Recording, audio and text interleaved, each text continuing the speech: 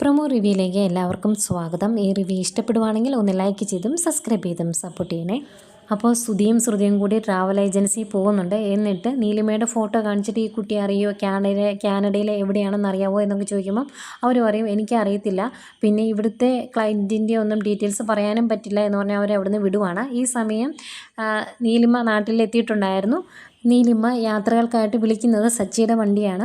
അപ്പോൾ സംസാരത്തിനിടയ്ക്ക് ഇങ്ങനെ കാനഡയിലാണ് നീലിമ എന്നറിയുമ്പം അവിടെ എങ്ങനെയാണ്, നല്ല സ്ഥലമാണോ, വീട്ടിലൊരുത്തൻ കുറേ കാലമായി കാനഡയ്ക്ക് വരണം എന്ന് പറഞ്ഞ് വീട്ടിൽ കിടന്ന് ബഹളം വയ്ക്കുന്നത് എന്നൊക്കെ പറയുന്നുണ്ട് കേട്ടോ. അന്നേരം ഒരു ചിരിയോടെ ഇരിപ്പുണ്ട് നീലിമയ്ക്ക് അറിയില്ലല്ലോ ശ്രുതിയുടെ അനിയനാണ് സച്ചി എന്നുള്ള കാര്യമൊന്നും.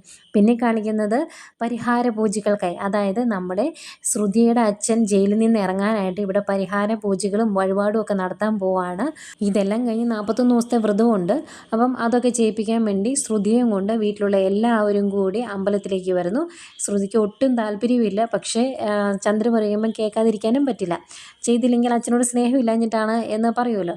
അതുകൊണ്ട് അമ്പലത്തിൽ വന്നതിന് ശേഷം തലവഴി നല്ല തണുത്ത വെള്ളം ഒഴിച്ച് ആദ്യമേ ശുദ്ധമാക്കുന്നു.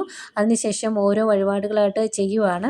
ആദ്യമേ ഗണപതി ഭഗവാന് മുമ്പിൽ പ്രാർത്ഥിച്ചിട്ട് അങ്ങോട്ട് പോകാൻ തുടങ്ങുവാണ് ശ്രുതി. അന്നേരം അയ്യോ അങ്ങനെ പ്രാർത്ഥിച്ചിട്ട് പോയാൽ പോരാ, ഏത്ത വിടണം എന്ന് പറയും.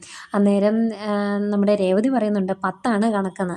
അങ്ങനെ ശ്രുതി അവിടെ നിന്നൊരു 10 ഏത്ത വിടുന്നുണ്ട്. 10 ഏത്ത വിട്ടത്തേക്കും ശ്രുതി മടുത്തിട്ടോ. ഇനിയും ഒരുപാട് ചടങ്ങുകൾ വേറെ ഉണ്ട്. ഏതായാലും ഇത്രയൊക്കെ ചെയ്ത് തളർന്നു നിൽക്കുന്ന ശ്രുതിയെ കാണിക്കുന്നു. ഇതൊക്കെയാണ് പ്രമോ ആയിട്ട് കാണിച്ചത്.